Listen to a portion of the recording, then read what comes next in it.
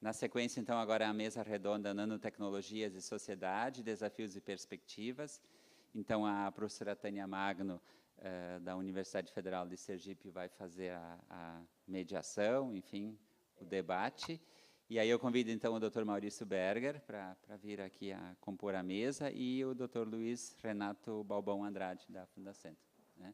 Talvez a gente pudesse, como uma dinâmica, que cada palestrante se apresentasse um pouco, enfim, falasse um pouco do lugar da sua fala e assim por diante. É, isso. Bom, então nós vamos dar início à mesa, passar a palavra ao professor e depois ao Renato, tá bom? ¿Puedo hablar así, mejor sin micrófono? ¿Se escucha? Prefiero hablar sin... ¿O por causa do audio? Ah, ok. Bueno, buenos días. Muchas gracias por la invitación. Voy a hablar en español y voy a intentar hablar divagarcinho, porque mi portuñol puede ser peor. Así que, bueno, soy comunicador social y doctor en ciencias sociales. Estoy en la Universidad Nacional de Córdoba. Soy investigador del Consejo Nacional de Investigaciones Científicas y Técnicas, que es CONICET, en Argentina. E integro también un equipo de investigación como codirector junto a una profesora que se llama Cecilia Carrizo y que también fue invitada, pero ella no pudo venir. Y desde allí estamos trabajando hace 10 años sobre cuestiones que tienen que ver con las difíciles interacciones entre ciudadanía y Estado en cuestiones ambientales. Puntualmente en mis investigaciones, hace 10 años también que estoy trabajando con lo que son las luchas contra los agrotóxicos en Argentina, comenzando con una lucha que fue de un grupo de mujeres autoorganizadas, autodenominadas Madres de Barrio Ituzaingó Anexo, que es un barrio en la periferia de la ciudad de Córdoba, donde yo vivo, y que es una periferia de una ciudad industrial, y que las viviendas de los moradores están pegadas a los campos donde se pulverizaba con agrotóxicos. Entonces tenemos los moradores afectados por el uso de agrotóxicos y de cómo se fue construyendo el problema del uso de estas sustancias, de estos venenos, como un problema público, a partir de la lucha de un grupo de mujeres. Es decir, que el marco de mis investigaciones y lo que siempre me ha interesado es pensar desde las prácticas políticas de autoorganización ciudadana y de cómo a partir de la autoorganización ciudadana se va construyendo un problema más amplio en la lucha por el reconocimiento de ese problema, por el reconocimiento público, es decir, no solamente a nivel de la responsabilidad colectiva, como decía el profesor Cosa recién, sino también a nivel de una estructura que es el Estado y que nos han prometido, bueno, como aquí en Brasil también, ¿no? Hay una constitución, hay leyes y hay una estructura que se supone que tiene que garantizar derechos, ¿no? Entonces, la ciudadanía lo que hace es invoca esa estructura. No hay una creencia ingenua, ¿no?, romántica en una coordinación, en un sistema de derechos, sino una invocación que hacen ciudadanos afectados, atingidos, ¿no? Afectados acá significa, tiene otro significado. En español, atingidos decimos afectados. Entonces siempre me ha interesado esta cuestión, ¿no?, la organización de los atingidos y cómo en Argentina fue tomando lugar la formación de una red de luchas entre distintas situaciones de atingidos, ¿no? Y es bien interesante porque, a diferencia de lo que sucede en Brasil con el debate sobre el uso de agrotóxicos, en donde, bueno, ustedes me podrán decir si estoy equivocado o no, pero lo que vemos a partir de la investigación es que en Brasil las denuncias, la movilización por el tema de agrotóxicos ha tenido mucho que ver con la acción de profesionales de las áreas de salud pública que han hecho investigaciones muy comprometidas, de los trabajadores afectados por el uso de agrotóxicos y del compromiso de algunos sindicatos, y también de estructuras dentro del Estado, en Brasil, como son el Ministerio Público o agencias como Anvisa, por ejemplo, que han tenido un compromiso con la denuncia de estas situaciones. En Argentina la situación es muy diferente porque son los propios moradores, los propios habitantes de las zonas periféricas de las ciudades y de las zonas rurales los que hacen la denuncia por el uso, por las consecuencias en su salud del uso de los agrotóxicos. Es decir, no contamos con profesionales dentro del área de salud pública que acompañen estas demandas, no tenemos sindicatos que estén velando por la seguridad y la salud de sus trabajadores, porque están comprometidos, parece, con otros temas. Y al nivel del Estado también las estructuras de control, tras años de reforma neoliberal, están debilitadas, o más bien desmanteladas, desarmadas. Entonces tenemos la situación de la ciudadanía prácticamente abandonada y expuesta a su propia suerte en la interacción con las estructuras del Estado. ¿Y por qué hago esta introducción? Porque de alguna forma, en la investigación actual que estoy trabajando sobre redes de luchas ambientales en perspectiva comparada entre Argentina, Brasil y México, y también las emergentes redes de la llamada gobernanza ambiental, que voy a tener algunas diferencias polémicas con el profesor Cózar en torno a la noción de gobernanza, pero bueno, es con el ánimo de enriquecer nuestras discusiones, ¿no? Pero ¿por qué les decía esta introducción con la lucha de las madres? Porque de alguna forma en Argentina, tras 10 años, se ha logrado enmarcar y hay un debate público muy importante sobre las consecuencias de los usos de los agrotóxicos. Pero al mismo tiempo está invisibilizada otra escala del problema que tiene que ver con la autorización de los eventos transgénicos, de la introducción de la soja transgénica en Argentina. Es decir, que tenemos distintas fases o etapas del problema que tienen que ver con el modelo de los agronegocios y la implantación del modelo de los agronegocios en nuestros países, pero esta escala del problema que tiene que ver con cómo se introducen, cómo se autorizan y la liberación comercial de los transgénicos en Argentina es una escala invisibilizada. Entonces, desde nuestro lugar como investigadores en el área de ciencias sociales, desde una perspectiva también compartida con el profesor Cózar, cuando él hablaba del pragmatismo como tradición filosófica, como perspectiva de pensamiento para pensar también la constitución de los problemas públicos, la creatividad democrática, cómo se conforma un problema al punto que tenemos una pluralidad de discusiones. Desde ese punto de vista, me interesa también presentarles algunas discusiones e hipótesis de trabajo que tienen que ver con estas cuestiones convergentes de las bio y de las nanotecnologías y de los límites y posibilidades de que esto se vuelva una cuestión de debate público más fuerte, ¿no? De repente, sociológicamente, nos preguntamos a veces cómo es que se rompe un normal funcionamiento de las cosas de la vida cotidiana, ¿no? Cómo tienen lugar el cambio, el conflicto. Y también podríamos preguntarnos, o tal vez invertir algunas preguntas sociológicas y decirnos por qué es que no se visibiliza públicamente cuestiones como la biotecnología o la nanotecnología.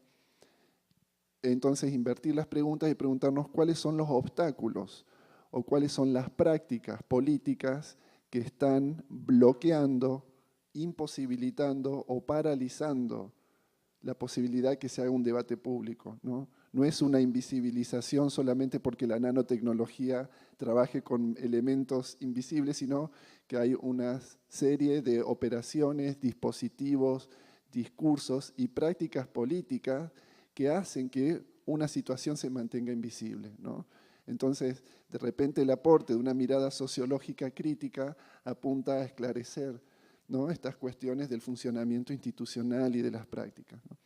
Entonces, eso les decía en primer lugar a modo de un marco más general desde donde estoy hablando, ¿no?, desde pensar la acción política y sus problemas. Y les decía que es muy interesante pensar en la constitución de las redes de lucha. Las redes son espacios de cooperación múltiples, donde convergen los ciudadanos atingidos, donde convergen académicos, profesionales, incluso agentes del Estado, funcionarios públicos comprometidos, y hay una instancia de coordinación y de cooperación. Incluso podríamos pensar un tipo de institucionalidad política, otra, ¿no?, alternativa a la del Estado, nómade, inestable, pero que tiene que ver con los intercambios y con la creatividad conceptual, con los acuerdos que hay en un espacio de las luchas para hacer frente a estos problemas ante la indolencia de las estructuras del Estado, ante la indiferencia, la falta de actualización, los déficits de la actuación pública, ¿no? En ese sentido, después les puedo dar como más ejemplos de los problemas que está teniendo hoy la estructura del Estado para hacer frente al avance del modelo de los agronegocios. Y uno de estos problemas, y es en el que quiero centrar un poco la exposición, tiene que ver con estas redes de la llamada gobernanza ambiental. Porque hay una cuestión que ponen en juego las biotecnologías y las nanotecnologías, en la que no solamente estamos discutiendo sus impactos a nivel ambiental, los impactos a nivel de la salud, los impactos toxicológicos, ecotoxicológicos, sino que también estos desarrollos tecnocientíficos tienen todo un impacto a nivel de la configuración de la institucionalidad política y de las estructuras de gobierno en las que estamos sujetos, ¿no? En ese sentido, la noción de gobernanza ambiental y gobernanza en cuestiones de bio y nanotecnología es una noción emergente, es una noción que está siendo muy utilizada. Ustedes lo escucharon recién al profesor hablar y lo pueden encontrar en muchos documentos, ¿no?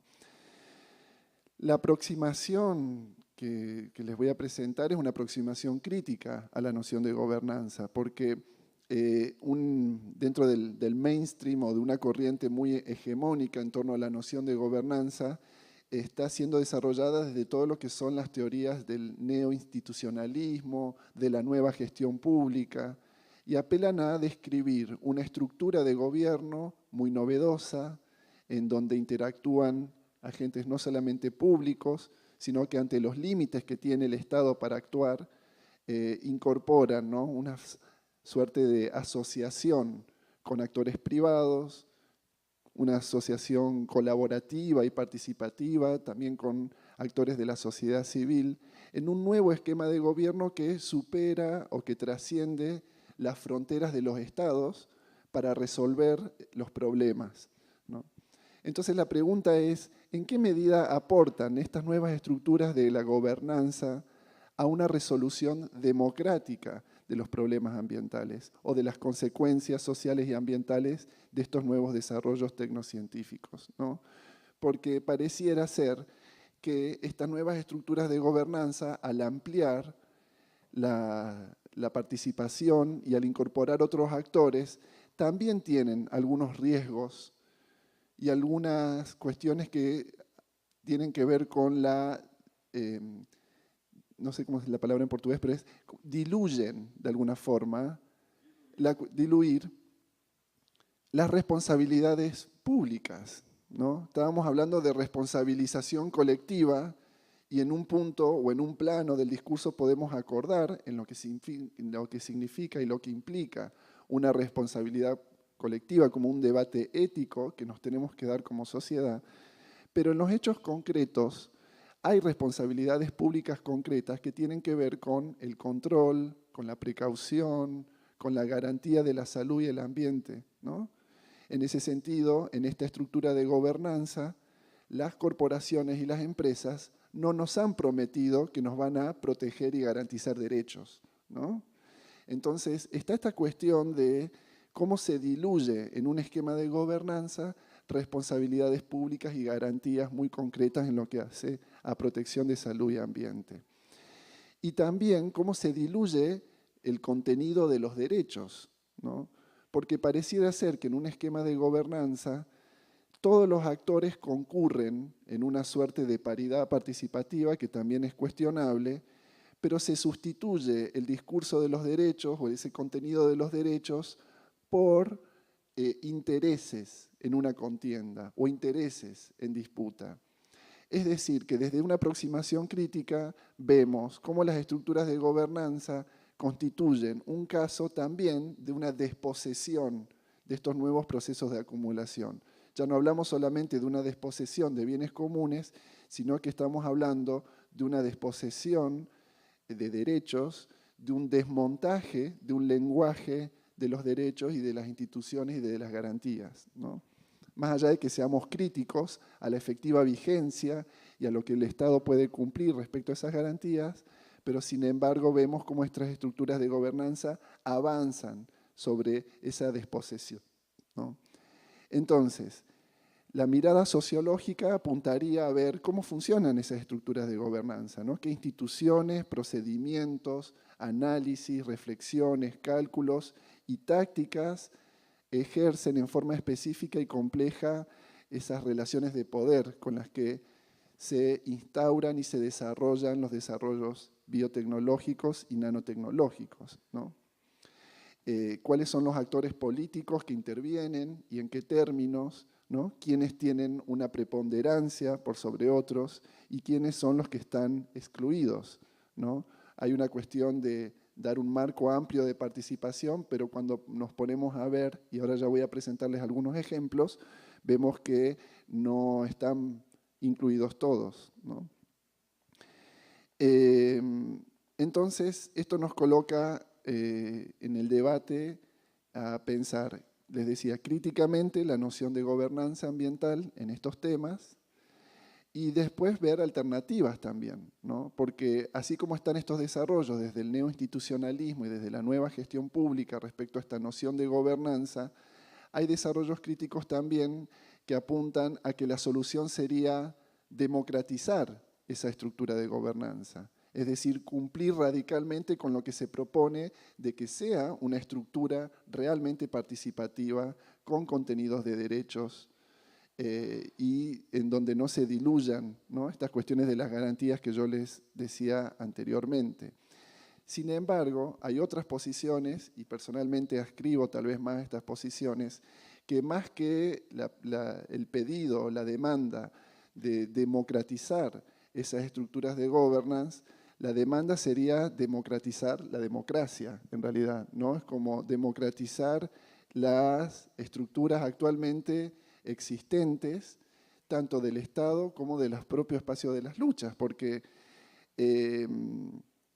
vamos a ver ahora en algunos ejemplos, y acá podemos traer otra red conceptual, tal vez un esquema más moderno, habermasiano, pero que tiene que ver con pensar nuevamente esta cuestión de los poderes públicos, pensar críticamente la intervención del Estado en un contexto de globalización, ¿no? Porque las estructuras de gobernanza avanzan en un contexto de globalización con novedosos procedimientos y estructuras de gobierno.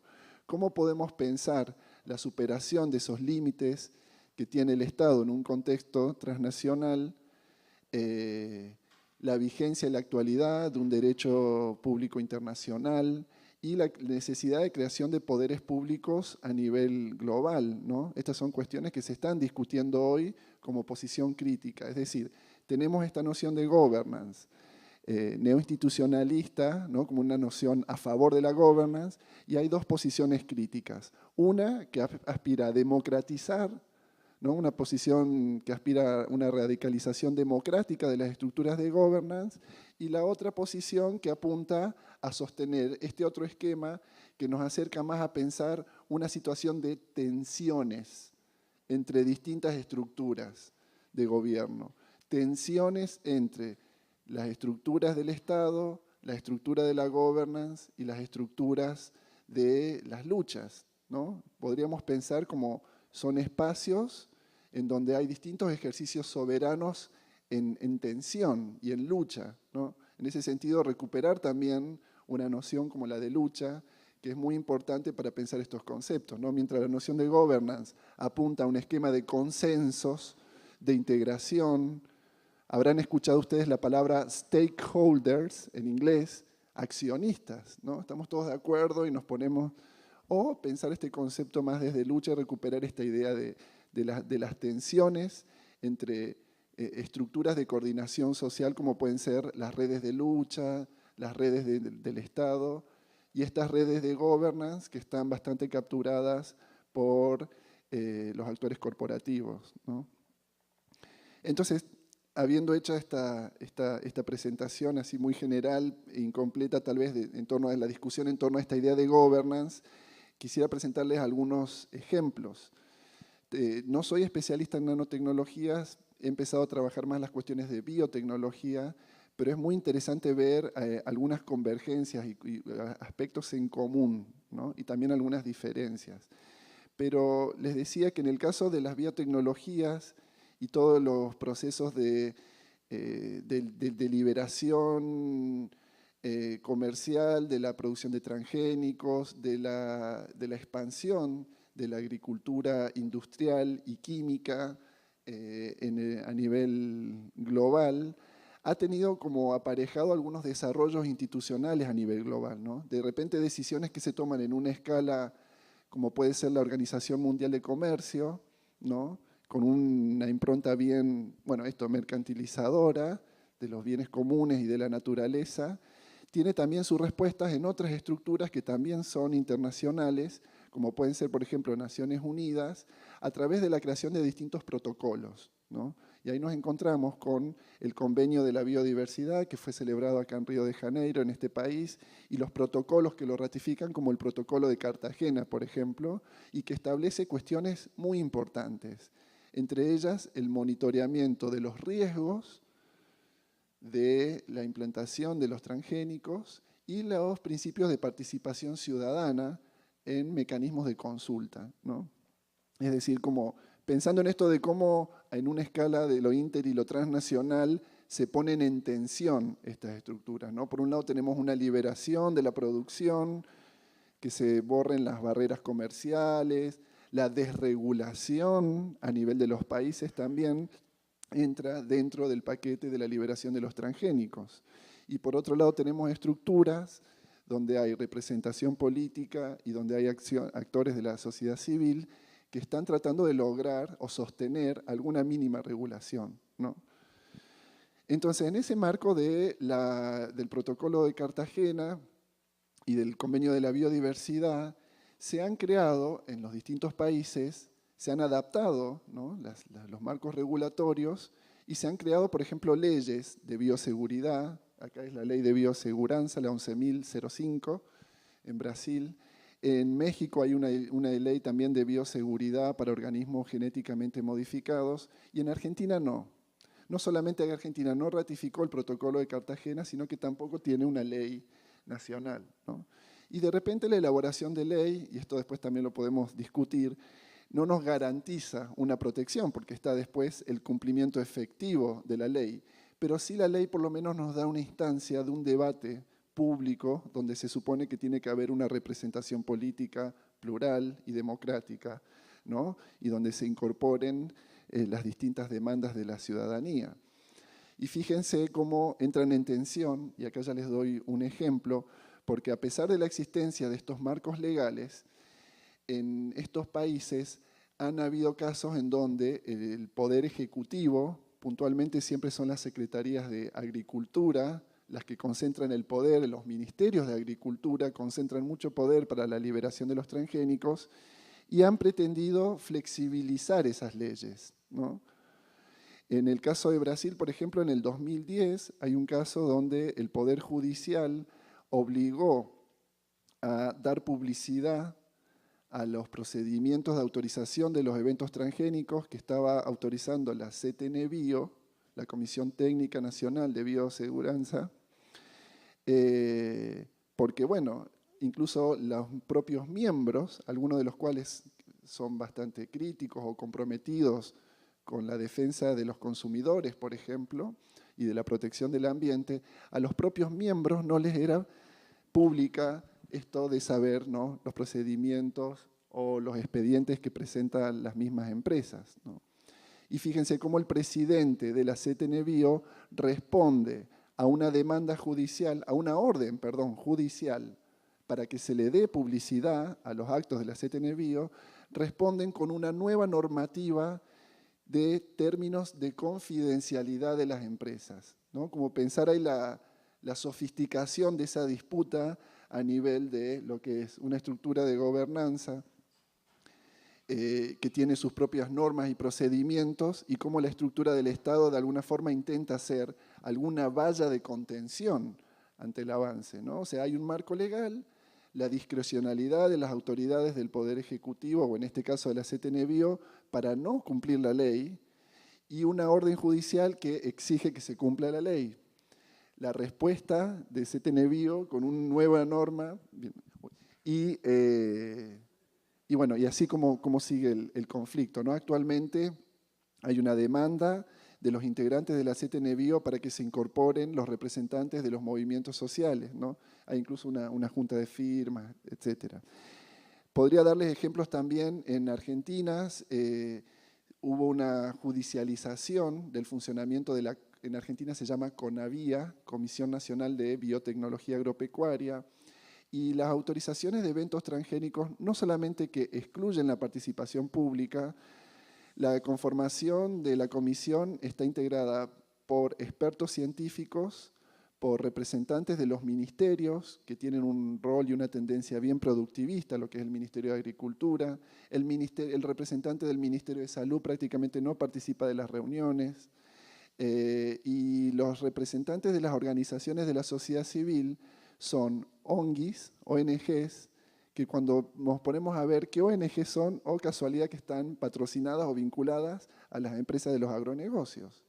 Entonces, esa conformación, ¿no?, es una estructura de gobernanza. Si nosotros nos ponemos a pensar la estructura legal del Estado y la estructura de las prácticas y procedimientos que efectivamente se ponen en juego, ¿no? Entonces, poner ahí en tensión esa conformación. Un caso muy reciente en México también, que frenó la introducción del maíz transgénico en México, que es centro de origen, ¿no?, que es el caso de una asociación de apicultores en Yucatán, ¿no?, que es la zona donde se produce por excelencia la miel, y que bien sabemos que la soja transgénica no solamente pone en riesgo la contaminación, ¿no?, de la semilla que es centro de origen, el maíz, sino que también el uso de agrotóxicos afecta la polinización, ¿no?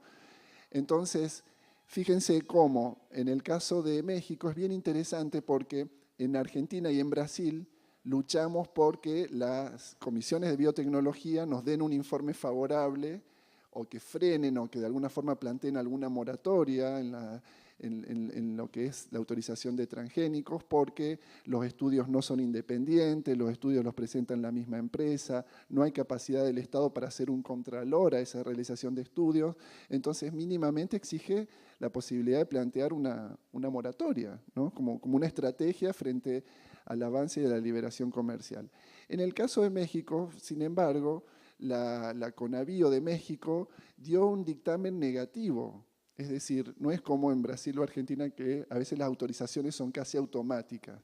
En México hubo un estudio, hubo un dictamen negativo, y aún con ese dictamen negativo, la Secretaría de Agricultura de México lo mismo autorizó la liberación comercial de transgénicos en esa zona protegida en Yucatán, ¿no? Entonces, tenemos ahí ejemplos. Después, en todo caso, puedo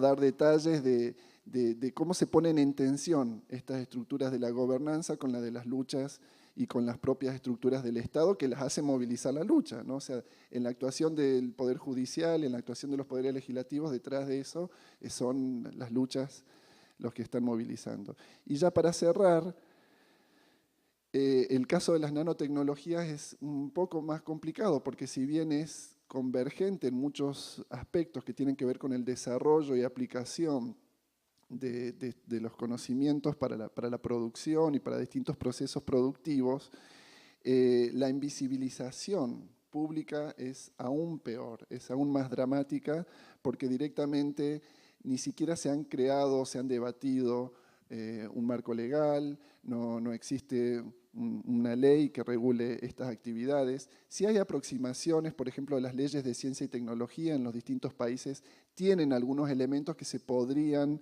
tomar como para pensar y hacer un marco específico para las nanotecnologías. Pero lo que nos encontramos son que hay planes, programas.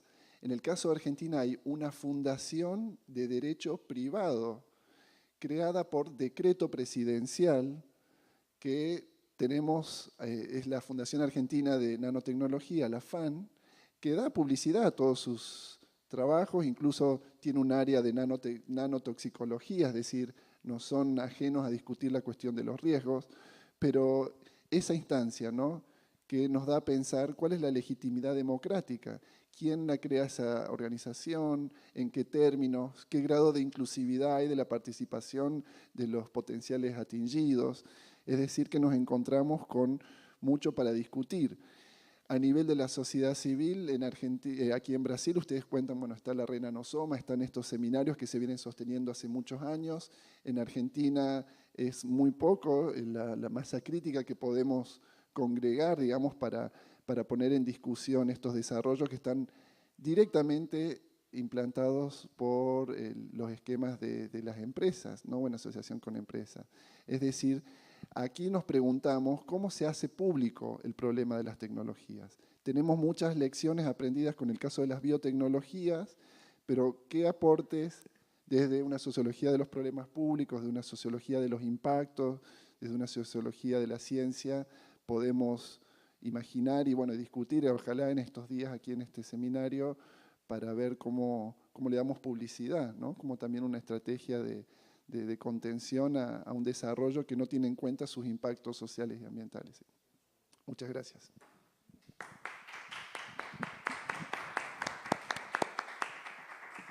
Agradecer ao professor Maurício, né?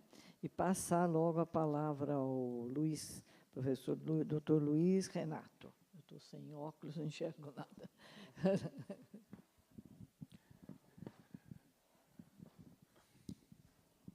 Bom dia, então, a todos. Eu vou apresentar uma série de slides, mas antes de fazer isso, eu gostaria de dizer que a minha formação é de engenharia. Eu trabalho na Fundacentro, que é ligada ao Ministério do Trabalho, aqui em Porto Alegre, e, por isso, eu creio que eu sou um pouco um peixe fora d'água em relação às duas apresentações feitas anteriormente. Não só pelo fato de que vou fazer em português, né? As duas antes foram em espanhol, mas principalmente pela questão da formação. Em função da minha formação como engenheiro, especificamente como engenheiro de segurança do trabalho, vocês vão ver que toda a minha apresentação tem como foco, está voltada às questões da nanotecnologia, enquanto impactando esse segmento social, essa questão específica da saúde e segurança do trabalho.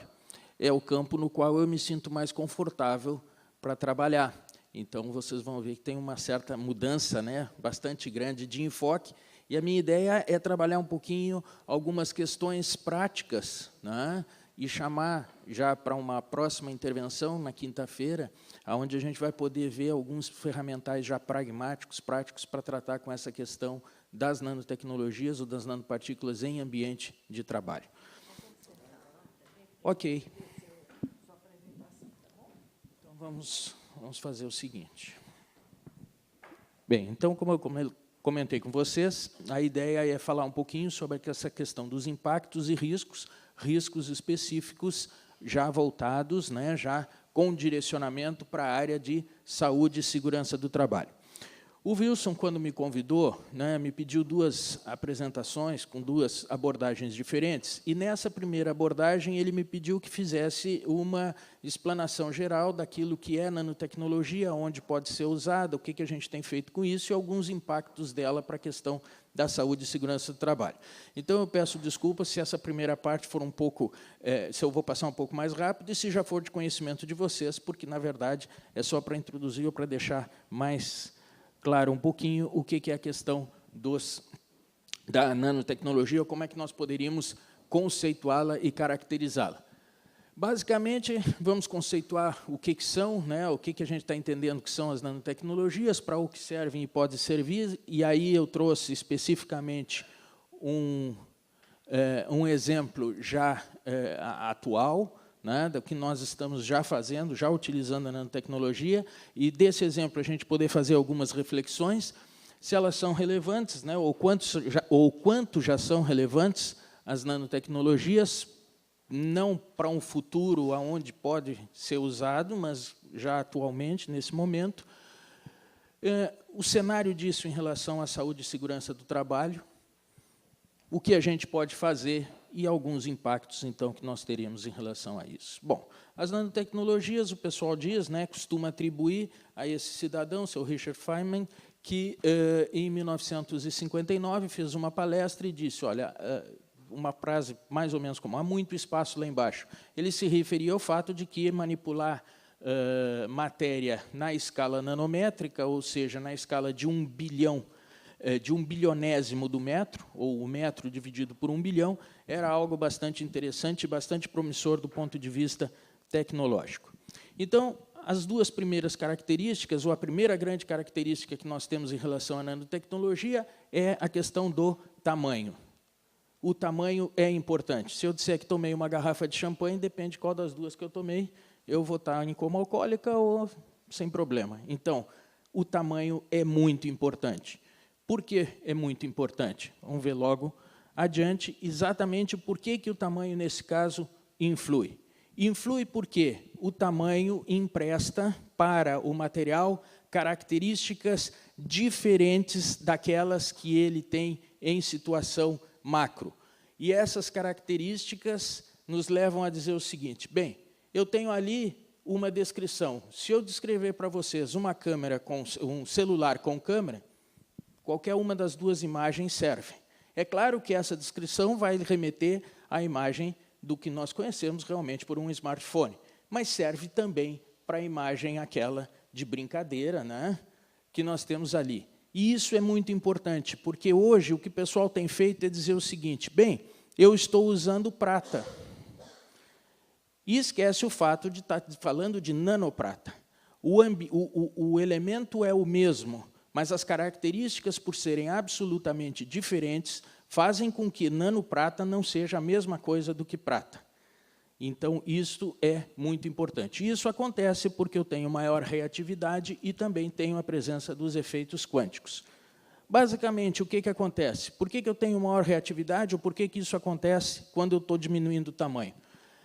Basicamente, é fácil de entender. Naquele primeiro cubo, eu tenho uma área, certo? Se eu imaginar que aquele cubo está muito ruim ali para a gente ver os números, mas se eu imaginar que ele tem 1 metro de aresta, ele vai ter de área 6 metros quadrados, área superficial, ok? Na medida em que eu vou diminuindo, que eu vou dividindo esse cubo, eu vou aumentando a área superficial em relação ao volume que permanece o mesmo. Quer dizer que, com a diminuição drástica do tamanho da partícula, eu aumento drasticamente também a área superficial dela em relação ao volume. E isso faz com que a reatividade dessas partículas seja muito grande e muito diferente das demais. Então, vamos passar aqui rapidamente.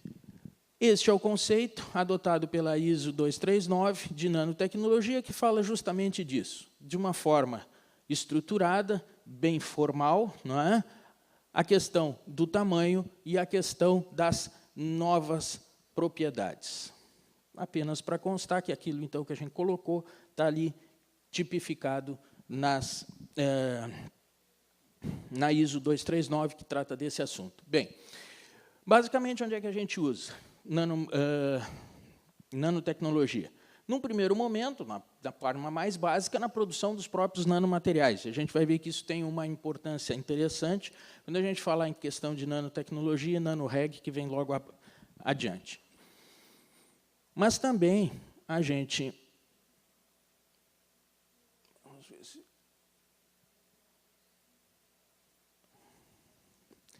Mas também a gente usa nanotecnologia... Deixa eu ver se eu faço uma coisa aqui.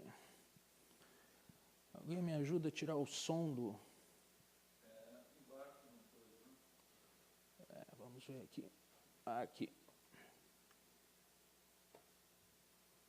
Perfeito. Vamos voltar aqui.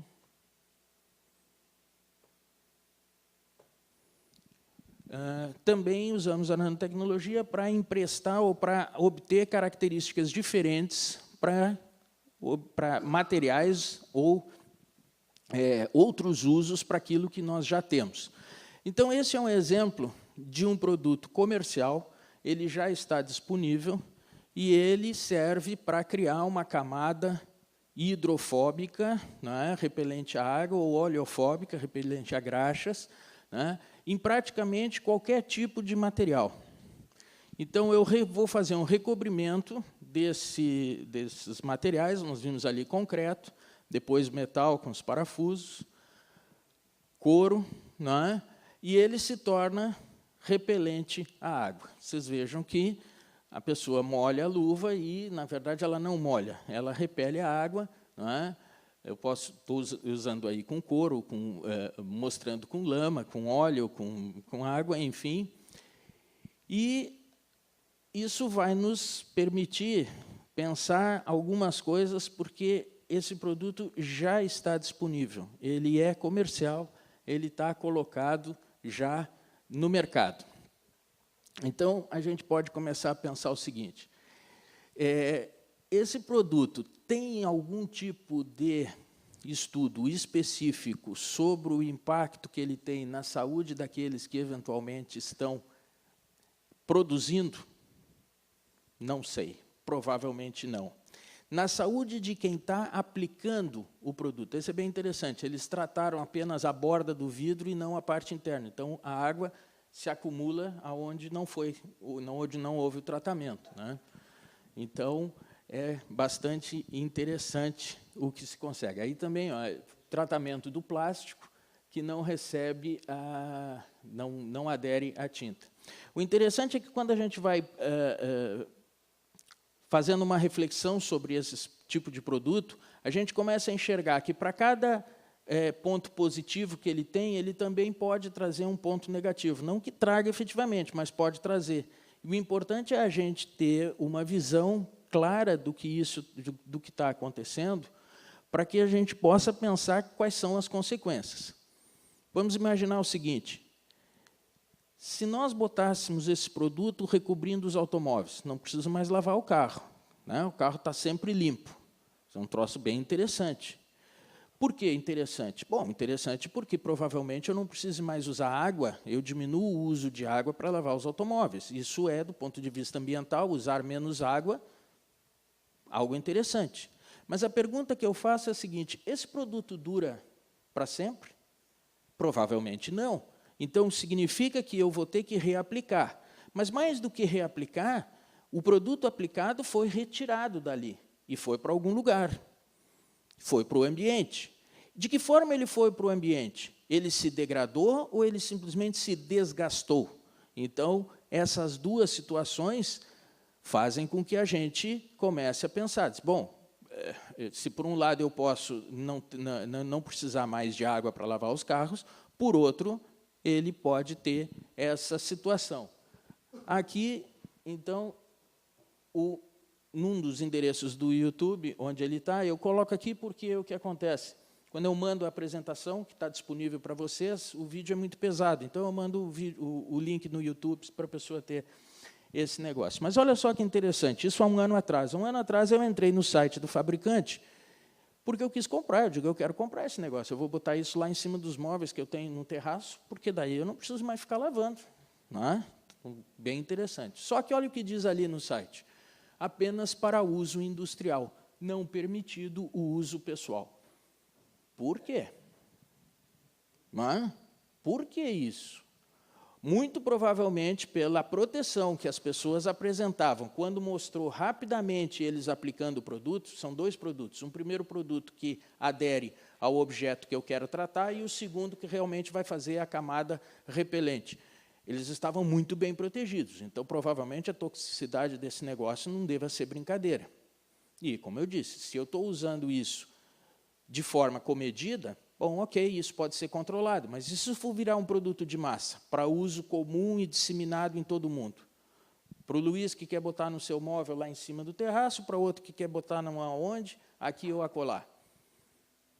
Isso pode gerar um problema. Então, nós temos que ter essa visão mais, né, ampla de que produtos que têm algumas características que podem ser interessantes, de repente, podem estar causando problemas se o uso for indiscriminado. Um dos usos interessantes, talvez, fosse para tratar EPI, por exemplo, daquelas pessoas que aplicam agrotóxicos.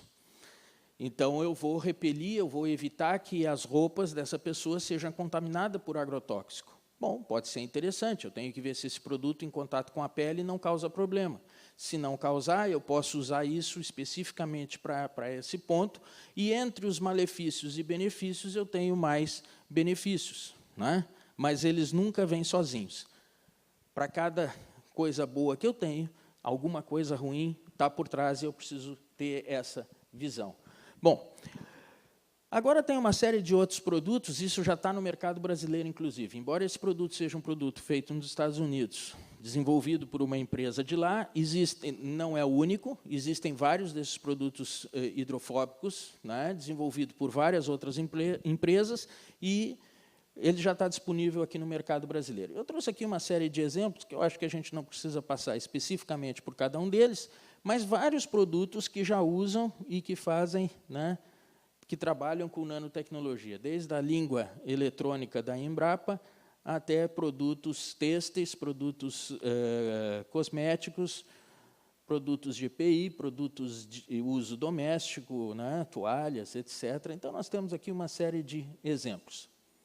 A questão básica é ver, esses produtos são marcados, ó, tem uma quantidade grande de exemplos, eles não são marcados como sendo produtos nanotecnológicos, isso não está sendo avisado e não estão sendo feitos os devidos estudos para determinar se o uso desses produtos tem efeitos não só sobre aqueles que estão utilizando os produtos, né, que já estão utilizando os produtos, e também na questão de descarte, depois esse produto deixa de ser utilizado, vai para o meio ambiente, como é que as coisas vão acontecer.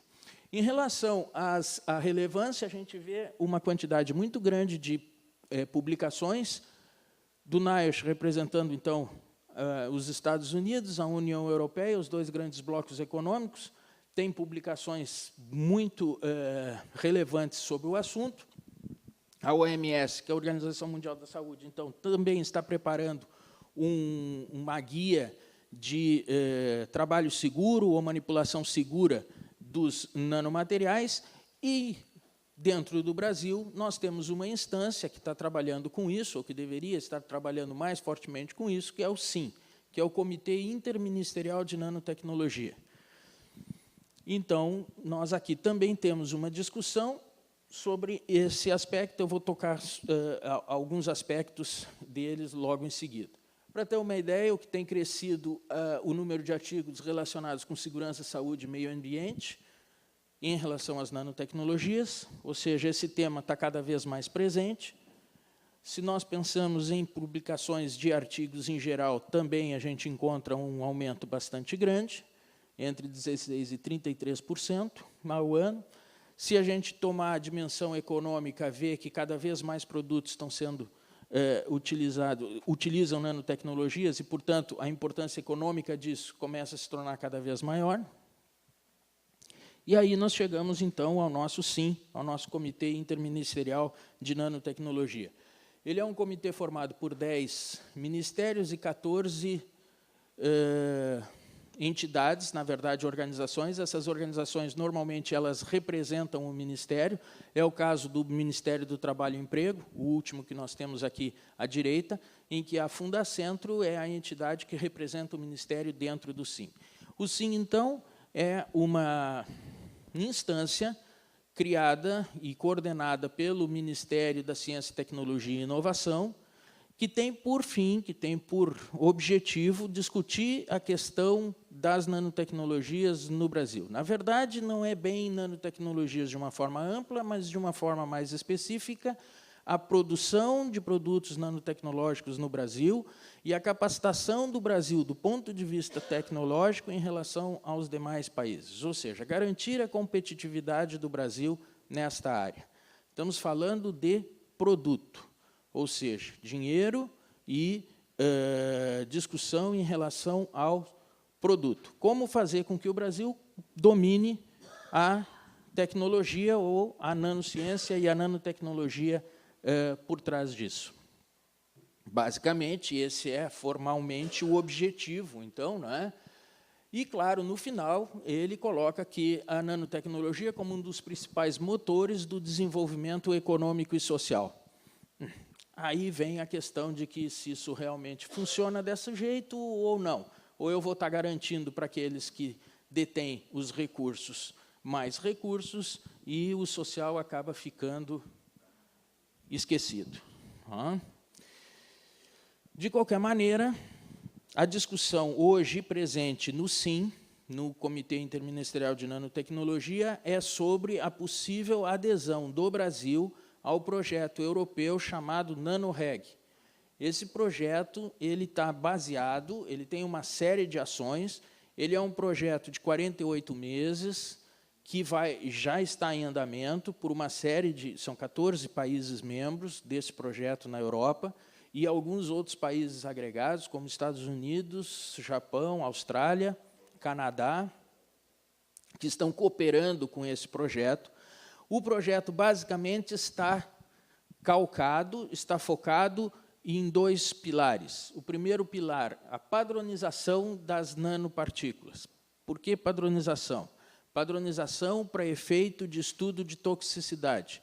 Porque o que tem ocorrido hoje é que um laboratório faz uma pesquisa sobre nanotubo de carbono e outro laboratório faz uma mesma pesquisa sobre nanotubo de carbono.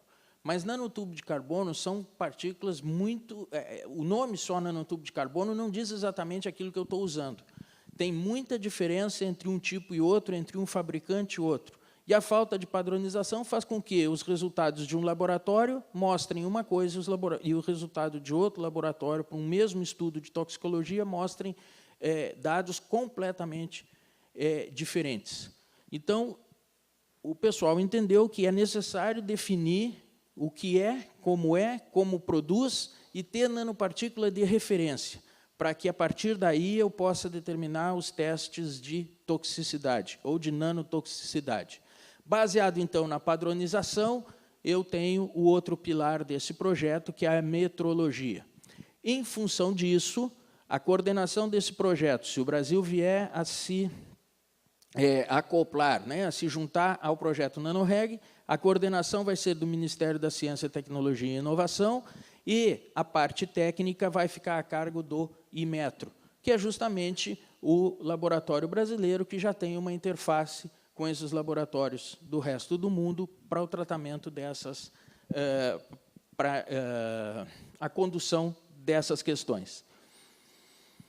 Para constar, o Ministério da Ciência, Tecnologia e Inovação também patrocina, desde 2011, 6 redes nacionais voltadas ao estudo de nanotoxicologia. A rede de nanotoxicologia aquática do Centro-Oeste, a nanotoxicologia ocupacional e ambiental da FURG, aqui no Rio Grande do Sul, a rede Nanotoximetro, que é a que vai coordenar a participação do Brasil no NanoReg, a Cigena Notox da Unicamp, teve um A a mais ali, perdão, erro de digitação, rede Nanotoxicologia da USP e a rede de Nanotoxicologia da Federal de Santa Catarina.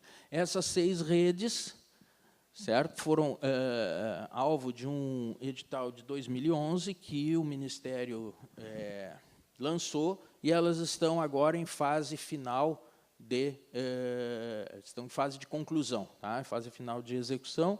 Algumas vão pedir, eu tenho certeza que a da FURG vai pedir prorrogação. Ok? Bom, o que nós temos em relação à saúde e segurança do trabalho? Basicamente, falta de informação. Nós não sabemos exatamente como os nanomateriais se comportam, quais são os protocolos para avaliação, quais são os limites de tolerância, quais são as métricas que nós utilizamos. Basicamente, não há pouca ou nenhuma regulação. Não há consenso de como que essa regulação deve ser. Não existe protocolos validados de avaliação ambiental. E não existe limites de exposição definidos. Certo? Apesar desse cenário, essa não é uma atitude válida. Fechar os olhos não serve. A gente precisa trabalhar em cima do que se tem, mesmo que seja a falta de informação. E é isso que a gente tem algumas propostas já para fazer isso. Basicamente, o que a gente pode fazer? Usar o princípio da precaução. É uma base, é um pilar, um princípio de orientação. O princípio da precaução, na minha visão, sob a sua forma ativa, ou seja, na falta de informação, faço tudo ao meu alcance para evitar a contaminação, e não uma outra opção, que é, na falta de informação, a moratória.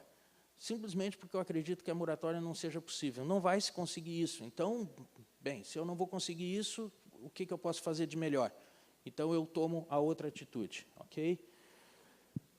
Elaborar legislação específica, nanoespecífica, voltada ao controle desses nanomateriais. Basicamente, o que o NanoReg quer é isso. A gente não pode. O NanoReg fala muito sobre a questão de riscos, quer poder identificar os riscos, mas com um objetivo: permitir a troca comercial entre os países de uma maneira mais segura. Porque também as empresas entendem que segurança jurídica, para elas, é uma forma de ganhar dinheiro. Quer dizer, um ambiente juridicamente definido dá para elas a segurança para fazer os investimentos que elas querem e buscar o lucro que elas precisam dentro do modelo que nós construímos. Nós temos que focar, aí sim, quem está de fora tem que ter esse foco e forçar o foco na segurança e proteção dos trabalhadores e do público em geral.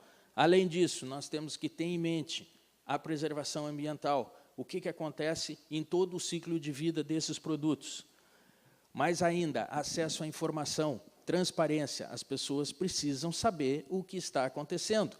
E hoje as empresas muitas vezes dizem, mas nós não mudamos os produtos, nós continuamos usando prata. Um detalhe, é nanoprata, é diferente, precisa ser informado. E isso normalmente não é, porque simplesmente diz, eu não mudei o produto, então não há informação nova a ser dada. Aí é que está o erro. Existe informação nova a ser dada sim, nanoprata é diferente de prata, nanozinco é diferente de zinco, nanoníquel e assim sucessivamente para todos os demais. Nós precisamos ter uma ativa participação. As pessoas, o público, a comunidade, todo mundo precisa participar e definir o rumo que esse negócio vai tomar. Afinal, teoricamente, lá o SIM dizia que era para promover o desenvolvimento econômico e social. Ok, que desenvolvimento social nós queremos? Desenvolvimento social, quem decide é a sociedade, ou deveria ser, né?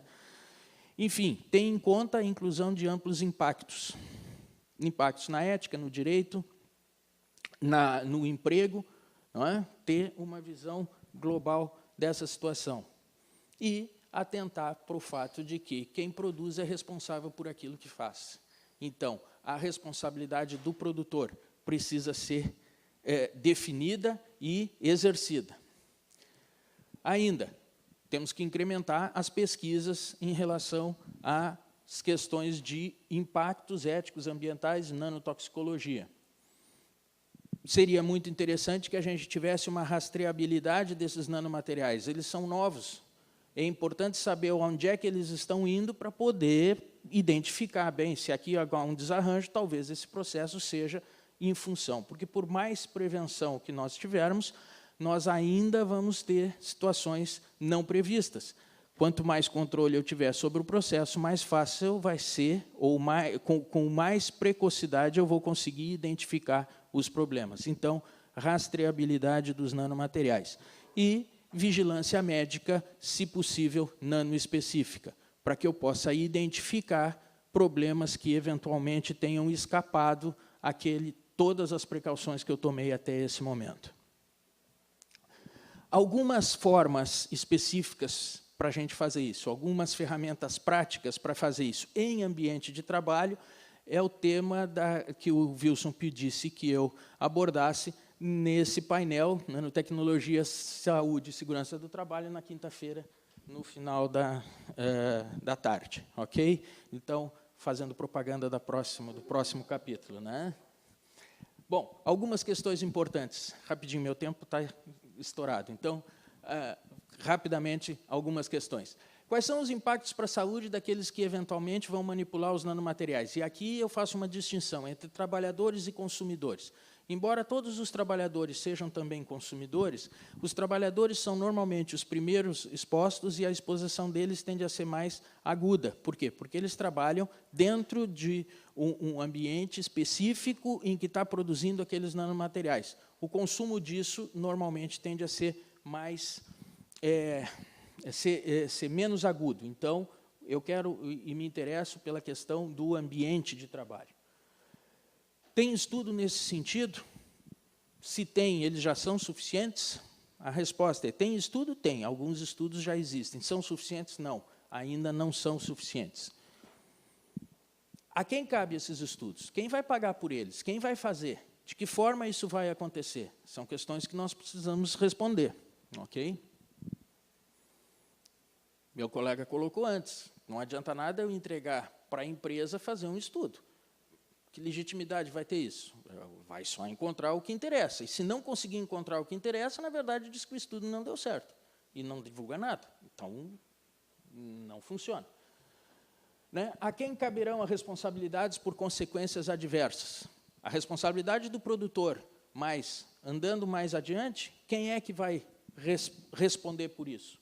Então, aí o direito entra para, vamos dizer assim, legalizar ou normatizar essa situação e oferecer soluções para isso.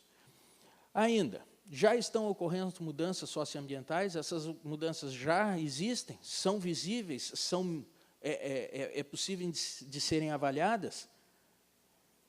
Quem terá acesso a esses benefícios?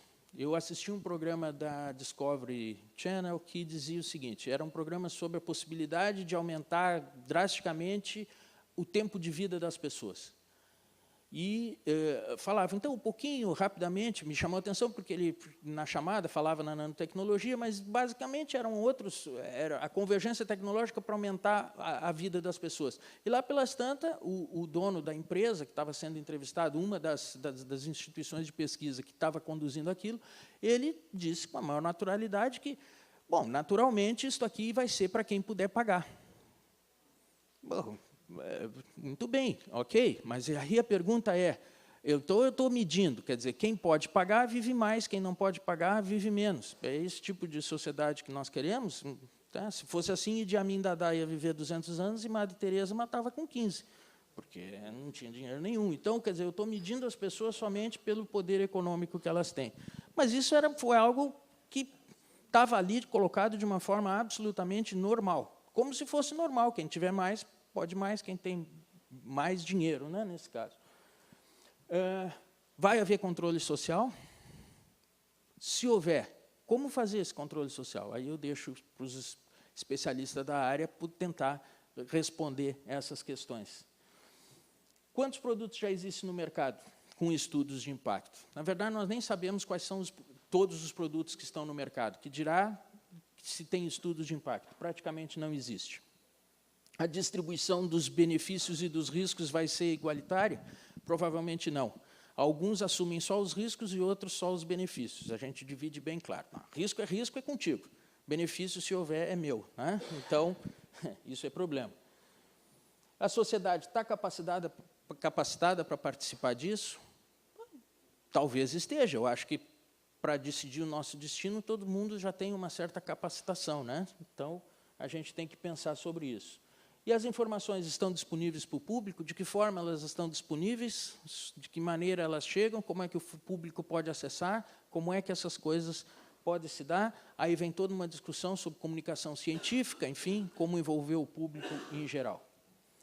Basicamente, para concluir, que o meu tempo já estourou, para cada pergunta, né, ou para cada resposta que eu vá encontrar, certamente muitas outras perguntas vão surgir.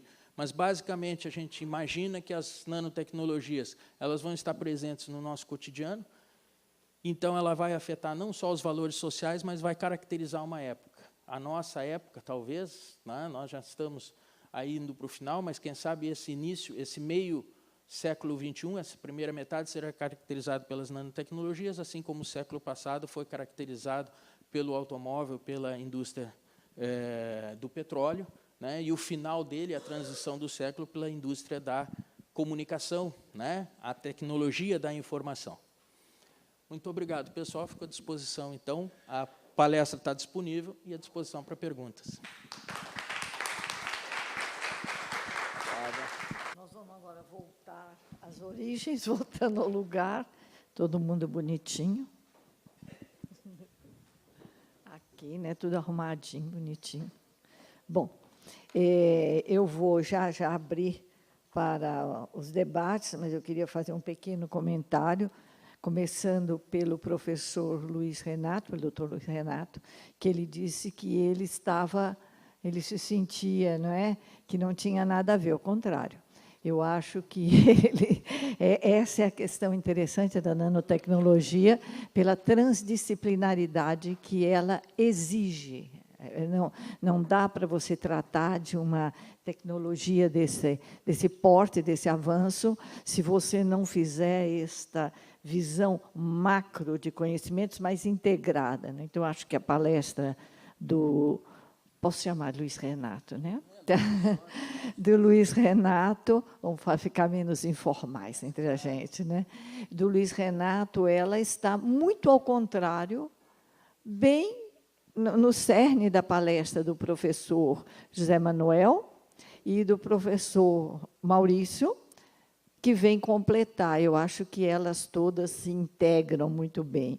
E, ao final, para mim, existe uma questão básica. Nós estamos tratando de uma questão política. Essa é a questão. A questão ética, a questão do valor, é uma questão política. E o Maurício coloca isso muito bem. Quem decide o quê? Para quê? Em que sentido? Bom, aí você tem o peso econômico, dos interesses do capital, dos interesses de Estado também, que não deixa de ser o interesse do capital. Também não vamos, né, dizer que não é. É também que vão pressionar politicamente as empresas, o Estado, as empresas e os grupos de pesquisa, fomenta, por isso tem mais dinheiro para uma área de pesquisa, tem menos dinheiro para outra área de pesquisa. Não é? Isso é um jogo político, isso vem de cima para baixo, uma luta intestina entre os pesquisadores para saber quem pega mais recurso que o outro, porque mais recursos significa melhorar o seu currículo, né, melhorar a sua pontuação, ser mais visível no mundo acadêmico, interno e externo. Tem todo esse jogo de interesses. E, do ponto de vista do capital, obviamente, melhorar, aumentar seu lucro, seus ganhos e, se possível, monopolizar um setor, que é a lógica do capital. Ela não faz nada fora de sua lógica. Então, eu penso que, da primeira palestra, não é, muito boa, até a nossa mesa, há um tema central que perpassa essa questão. E o tema é político. Não é? E seja ela pela mobilização da população, os vamos à rua, não vamos à rua, as mães foram, as mulheres não foram, quem está preparado para quê? Chama-se mobilização política, chama-se questão política de interesse. Né? Então, é só para fazer um fecho e dizer que a sua palestra está muito bem dentro da dos sociólogos, dos filósofos e dos que mais se apresentarão. Feito isso, eu vou abrir o debate. Quem tiver alguma pergunta, por favor, Pronto, Paulo. Para começar, Paulo. Isso.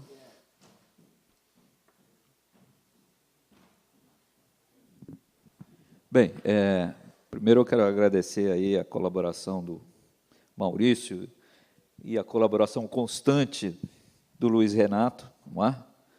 Para essa nossa atividade e com as questões que pontuaram aí. Eu acho que existe bastante elementos para a gente ter um debate aqui, aproveitar o nosso tempo, até às 12 horas, ter um debate aqui.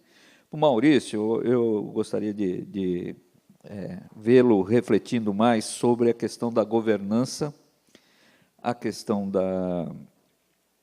de como o nosso poder... Governança é um termo, digamos, atual da moda, né? E que ele ressaltou que, muitas vezes, essa governança significa diluir, né, aquilo que devia ser um papel do Estado realizar. E, por outro lado, é a questão do controle social. Não é? Eu poderia falar aqui sobre a questão da área de ciência e tecnologia no Brasil, que é uma área que não existe absolutamente nenhum controle social. Não é? Há o controle da comunidade científica sobre essas atividades. Mas, do ponto de vista da sociedade, não há nenhum controle social sobre as atividades que a comunidade científica faz com recursos públicos. No Brasil, se faz pesquisa com recursos públicos. Então, essa é a questão, digamos, para o Maurício, para a gente refletir como é que a gente poderia incluir, ou como é que a gente poderia fazer com que,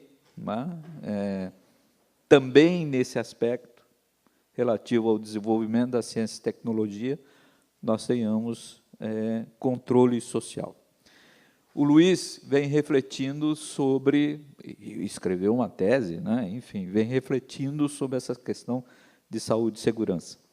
Reportou aqui que as empresas alegam que o protetor solar, que agora fazem com nanopartícula de óxido de titânio, né? Não, é o mesmo produto, certo? Nós já fazemos protetor solar há muito tempo, não é? Então, o produto é o mesmo. Essa é a concepção do lado empresarial, não é? Enquanto que ele explicitou que uma coisa é a nanopartícula de titânio, de óxido de titânio, outra coisa, não é quando ela está em tamanho micro e maiores que micro, não é? Portanto, a nossa concepção é que são produtos distintos e, portanto, deveriam ter um processo de produção de conhecimento na sua especificidade, não é? Então, a minha questão para o Luiz é como é que isto, não é, que nós entendemos ser produtos distintos, afeta, primeiro, quem está lá no universo da produção, portanto, os trabalhadores que estão a manipular essa matéria-prima, e depois, não é, como é que, fora da indústria, afetam, não é, os consumidores, não é, que vão usar esse produto, no caso, o exemplo é o protetor solar, e afetam o meio ambiente, não é? Decorrência do uso. Imagine os milhões, ou centenas de milhares de pessoas, de brasileiros que vão à praia e que usam este protetor solar na praia, na piscina, sei lá, não é? E que tem esse contato, então, com o meio ambiente. Então, para apenas iniciar o nosso debate, essas duas questões. Alguém tem outra pergunta? Por favor, vem aqui, tem que falar aqui para ser registrado, para a posteridade. Para você ficar para a posteridade. Pronto, querido, você fala seu nome. Richard Dulley, sou engenheiro agrônomo aposentado da Instituto de Economia Agrícola, Secretaria da Agricultura de São Paulo, e há 10 anos pesquiso aí, graças ao estímulo do Paulo Martins, que não deixa meus neurônios ir morrendo, né? Pesquisando nanotecnologia, né? Mas o professor Caltazar, estava falando da nanoética, né? E o Maurício falou dos agrotóxicos, né? Das pessoas dos agrotóxicos. Em 2000 e pouco, logo depois que foi feita a lei de biossegurança no Brasil, eu escrevi um artigo chamado sobre a lei da biossegurança, como que ela deixou de lado a nanotecnologia, né? Já tinha a discussão da nanotecnologia, não tratou, ela tratou basicamente da célula-tronco, que foi colocada, pelo menos que eu entendo, foi colocada na discussão para encobrir a questão deixar passar a questão dos transgênicos, né? E, simplesmente, a questão ética, né? Ela passa pelos agrotóxicos, né? O Brasil é um dos maiores consumidores de agrotóxicos do mundo, né? A questão da biotecnologia, na realidade, a lei de biossegurança do Brasil é uma lei sobre biotecnologia só, não tem nanotecnologia e nem agrotóxico. O agrotóxico ficou para trás. Então, essa questão da discussão da nanoética, né, é muito bonita, né? Mas deixou para trás um monte de problema ético e de saúde, né? Nós estamos discutindo nanotecnologia e saúde, trabalho, né? Então, nós estamos indo lá na frente e as coisas para trás ficou, né? Quer dizer, onde eu tenho a família da minha mulher em Cajati, né? Que é perto de Registro, produtor de banana, e a gente fica lá, os aviões ficam passando, pulverizando. Aí eu falo assim, mas estão jogando agrotóxico. Não, mas não pode mais jogar em cima da cidade, né? Já melhorou, né? Você está lá, uma paisagem maravilhosa, avião voando, né? Então, até os transgênicos também, né? Eu vou falar depois, à tarde, eu ia trazer, eu esqueci, no hotel, eu tinha um salgadinho, né, fandango, aí você vai lá embaixo, na dobra da embalagem tem um triângulozinho amarelo, né, T. E aí outro dia encontrei a Marilena Lazzarini, que é uma colega do IDEC, Instituto de Defesa do Consumidor de São Paulo, falou que as empresas estão fazendo lobby para tirar aquele negocinho pequenininho, né? Só então eu iria colocar isso e essa questão da discussão da ética, eu não sou contra, eu acho que tem que discutir, mas tem que ver que ela não é só na nano, né? Nós temos que resgatar o pacote negativo, né, que está por trás, né? Obrigada. Agora, próximo. Se tiver alguém que queira fazer pergunta, eu peço que já venha mais para frente, que já ajuda. Oi, bom dia. Meu nome é Daniela Pelinho, eu sou professora na Uninove e trabalho com pesquisa em nanotecnologia desde 2009. Né? E aí a minha pergunta é para o Dr. Luiz Renato, em se tratando exatamente dessa questão que é política, né, e é o nosso pano de fundo pelo qual tudo isso vem sendo conduzido, eu gostaria de perguntar para o Dr. Luiz se dentro do comitê, primeiro, se o senhor sabe me informar, por que no comitê o Ministério da Justiça ficou de fora. E segundo, desde se eu posso dizer, da constituição do comitê interministerial, se já houve algumas reuniões, se elas estão registradas em ata, isso é documento público, e se é o comitê interministerial que está decidindo sobre o NanoReg. E, dentro dessa perspectiva, qual que é o posicionamento dentro do comitê que as empresas vêm adotando, as empresas nossas aqui vêm adotando nessa participação? Obrigada.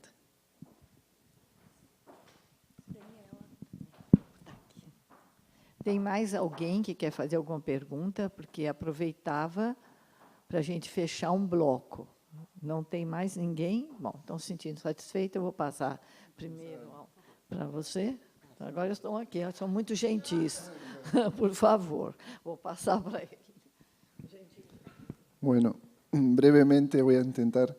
Primero que coincido con la observación que hizo la profesora sobre las preguntas que compartió Luis Renato, porque me parece que son preguntas sociológicas, así bien claves para pensar, o podemos verlas así, esta cuestión sobre los impactos. Ahora, recordaba que en uno de los slides decía, ¿no?, estructura de gobernanza, hablando de esta palabra de moda que surge de la creatividad conceptual del neoliberalismo, es de los 70, Banco Mundial, Banco Interamericano, ¿no? Es una palabra que ha ganado mucha legitimidad en su uso y precisamente por eso me parece que es importante sostener una perspectiva crítica a sus fundamentos y sobre todo tener en cuenta estas cuestiones, ¿no?, de preguntar qué legitimidad democrática, qué grado de inclusividad, qué grado de paridad participativa efectiva puede haber en esas estructuras y estos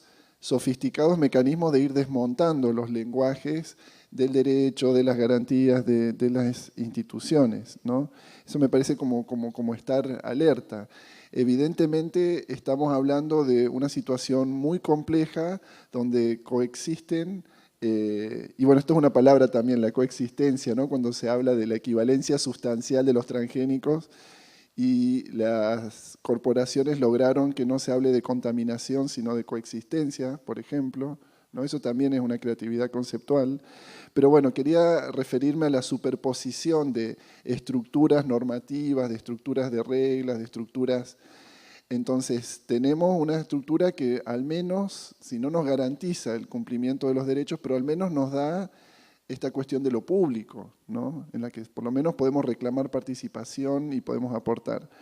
Las otras estructuras sustituyen este marco de lo público por un marco de negociación, ¿no?, entre relaciones que no son iguales, ¿no?, ni garantizan participación. En ese sentido, como mantener una alerta crítica sobre el avance de estas estructuras de gobernanza y sobre todo ver en qué espacios y en qué flujos, en ese sentido la idea de redes también, ¿no?, las redes de la gobernanza, cuáles son los flujos en los que se están elaborando las políticas y se están tomando las decisiones, ¿no? Entonces tenemos que en nuestros países, por ejemplo, hay un flujo por la Organización Mundial de Comercio, por la Organización Mundial de la Propiedad Intelectual, etcétera, que se aplican como directamente, ¿no?, y activado y favorecido por el lobby de muchas empresas, y esta cuestión preocupante también a través de organizaciones de la sociedad civil también, ¿no?, promoviendo esa comprensión, ¿no? Entonces, por eso la perspectiva crítica tiene que ver con que más que pensar en democratizar esas estructuras, como viene siendo buena parte del debate anglosajón, por ejemplo, Rhodes, Stoker, Bevere, son como referentes mundiales en la teoría de la gobernanza, incluso con esta cuestión crítica, ¿no? Reconocen la falla de los límites de la gobernanza neoliberal, pero proponen esto de una democratización de esas estructuras.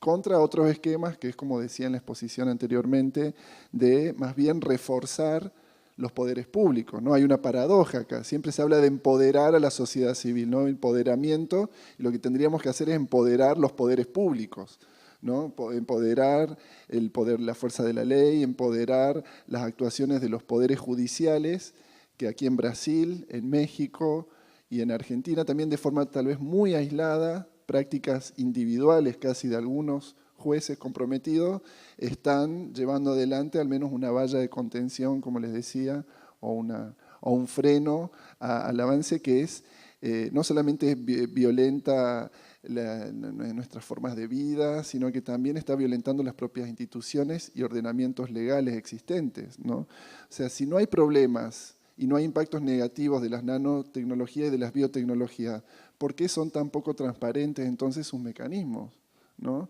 ¿Por qué se ocultan los procesos, ¿no? Entonces ahí hay problemas.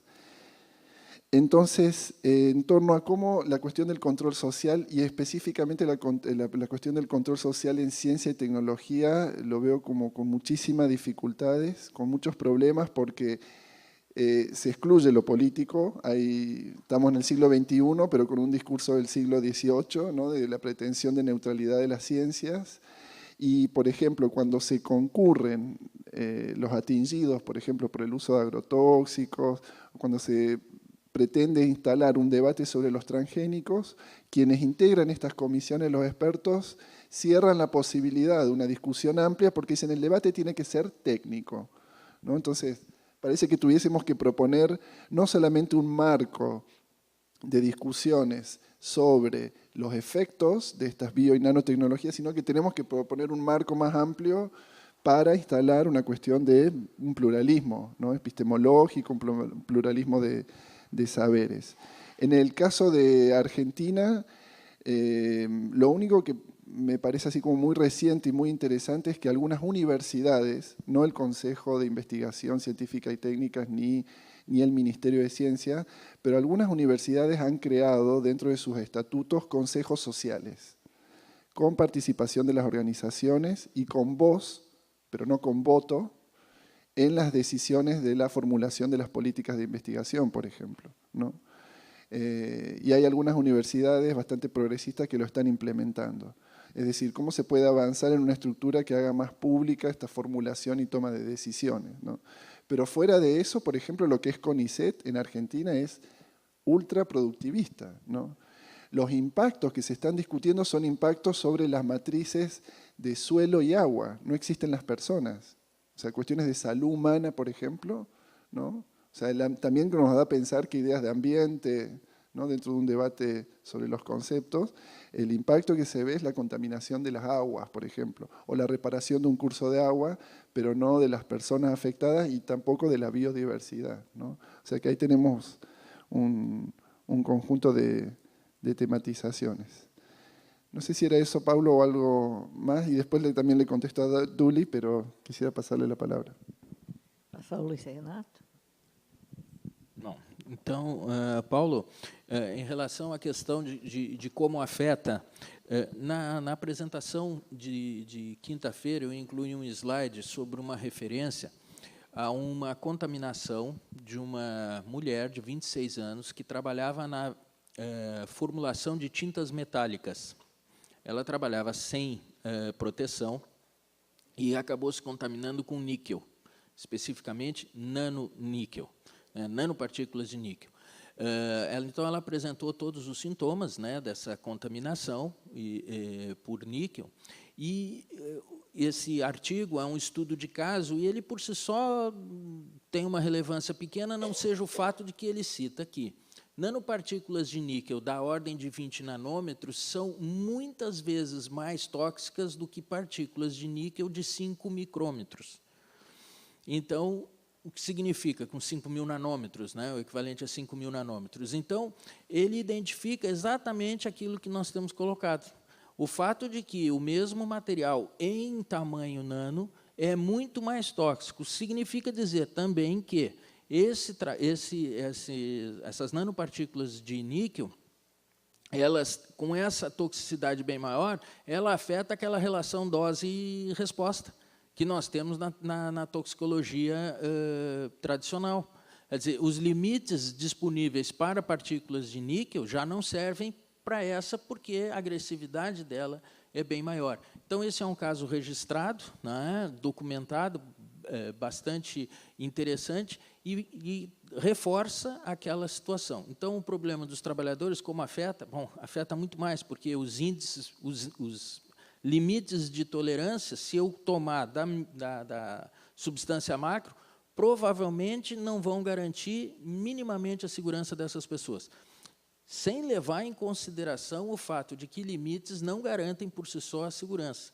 Mas, se eu imaginar que eles são limites de segurança para um percentil de 95% daqueles que estão expostos, e conseguir fazer com que isso realmente seja verdade, ainda assim, no caso das nanopartículas, não vai funcionar, porque elas têm um potencial de toxicidade bastante maior.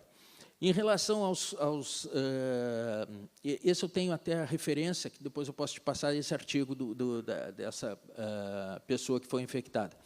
Eu li, algum tempo atrás, que já existem alguns estudos sobre problemas nas costas, né, no litoral, com a dissolução do protetor solar e outros que as pessoas usam, porque se só eu for à praia, bom, não tem problema, a praia é bem maior do que eu, o máximo que eu vou conseguir derramar ali vão ser algumas gramas de protetor solar.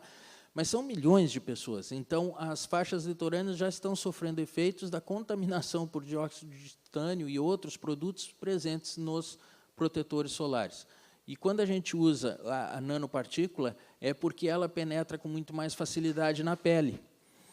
Então, ela realmente oferece uma maior proteção. Ele se torna, para aquilo que eu estou querendo nesse momento, mais eficiente. Ele protege dos raios UV. Só que não tem estudos suficientes para dizer se essa maior penetração na pele não está passando as barreiras biológicas que nós temos para estancar essa contaminação. Esses estudos ainda não existem. Então, como consumidores e como trabalhadores expostos, a coisa é bastante complicada, principalmente pelo fato de que a gente não tem acesso a essas informações. Não é dito que é tratado como nanopartículas. Tá? Então, isso complica bastante. Bom, e, então, em relação ao SIM. Bom, primeiro que aquela configuração que eu mostrei ali, dos 10 ministérios, ela é uma... meia-verdade seria pouco, mas ela seria muito dizer. Né? Ela é verdadeira, mas tem que se fazer alguma ressalva. Para te explicar a questão do Ministério da Justiça. O SIM foi criado em 2012, certo? Em maio de 2012 saiu a portaria do SIM, e ele não incluía, entre outros, o Ministério do Trabalho e Emprego. Então, essa configuração que eu mostrei aqui já foi uma configuração modificada, porque o Ministério do Trabalho e Emprego pleiteou a inclusão dentro do SIM. Então, era um grupo menor. Tá? Eu não sei dizer exatamente agora de cabeça quais eram os integrantes do SIM naquele momento. E nem naquele momento e nem agora o Ministério da Justiça foi chamado a integrar. Quem capitaneou isso é o Ministério da Ciência, Tecnologia e Informação. Mas não é bem também verdade, para contar toda a história. O que ocorre? Na verdade, se a gente for olhar historicamente, quem começou a discutir essa questão de nanotecnologia em nível governamental, exceto a Fundacentro, que também começou nessa época, mas de uma forma mais geral, não foi o Ministério da Ciência, Tecnologia e Inovação, foi o MIDIC, Ministério do Desenvolvimento, Indústria e Comércio Exterior. Ele começou a trabalhar com isso através da ABDI, da Agência Brasileira de Desenvolvimento Industrial. E trabalhou até, provavelmente, 2009. Quando é que encerrou, Wilson? Que parou de ter o Fórum de Competitividade? 2011. Porque aí, por algum motivo, algum arranjo, que eu não tive acesso, algum arranjo interno do governo, o foco migrou do Ministério, do MIDIC, para o Ministério da Ciência, Tecnologia e Inovação. E saiu do âmbito de um fórum de competitividade em nanotecnologia, que era isso que se fazia até aquele momento, mas dentro do fórum de competitividade, capitaneado pelo MIDIC e pela ABDI, pela Agência Brasileira de Desenvolvimento Industrial, havia um grupo de regulação que se preocupava e estudava a questão de como fazer a regulação das nanotecnologias.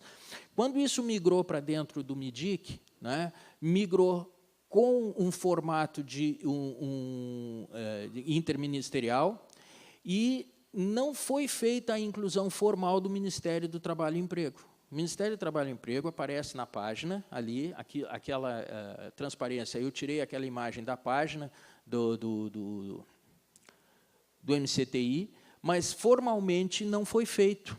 Se você for procurar lá no Diário Oficial da União, não está formalizada essa adesão. Porque é muito difícil eu conseguir assinar, fazer com que todos os ministros assinem. Bom, há sempre uma desculpa para isso, mas ele não está lá formalizado, da mesma forma como o Ministério da Justiça. Mas aí existem, estou respondendo a tua pergunta, sim, existem atas, sim, existem reuniões. A última reunião do SIM ocorreu em agosto deste ano, e na reunião de dezembro de 2013, pessoal estava convidam outras agências, né, além daquela estrutura formal que está ali, outras entidades participam, como, por exemplo, a CNI, Confederação Nacional da Indústria. E aí, nós, do Ministério do Trabalho, questionamos o Sindicato. Mas, se nós vamos convidar a indústria, por que não os trabalhadores? E por que não os consumidores? Então, naquele momento, o pessoal acatou, aceitou vamos dizer assim, a sugestão de fazer o convite a essas outras entidades. Os trabalhadores foram convidados e hoje participam, uma representação, uma parte dos trabalhadores, da Força Sindical, Luizinho, que é dos Químicos de São Paulo, participa pela Força Sindical. As centrais sindicais foram convidadas, e, no que diz respeito à representação dos consumidores, que também é importante, eles têm que estar lá, né? Se entendeu que o ideal seria, ou que talvez o organismo que melhor representasse os consumidores fosse os PROCONs. E os PROCONs estão ligados ao Ministério da Justiça. Então, o Ministério da Justiça foi convidado a participar do SIM, através dos PROCONs, quer dizer, por conta dos PROCONs, mas não se apresentou. Então, esse também é um problema, o governo é muito grande. Para quem vai isso? Vai para um chefe que talvez não dê atenção, não ache aquilo importante, não compreenda o alcance, né? Falar em nanotecnologia, Ministério da Justiça, eu não sei, não entendo, isso não tem nada a ver, deve ter vindo até errado. E, né, some com isso, sei lá o que faz. Mas, enfim, o fato é que o Ministério da Justiça não apareceu.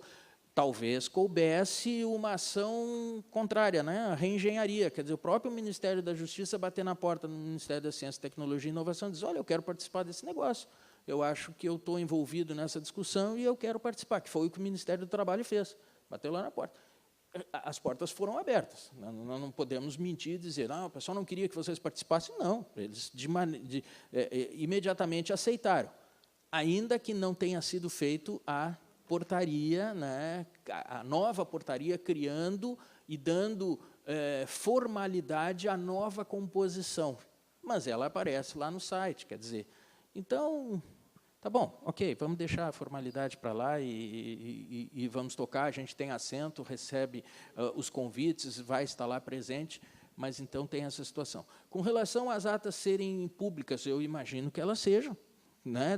Se não deveriam ser, afinal nós estamos em época de transparência.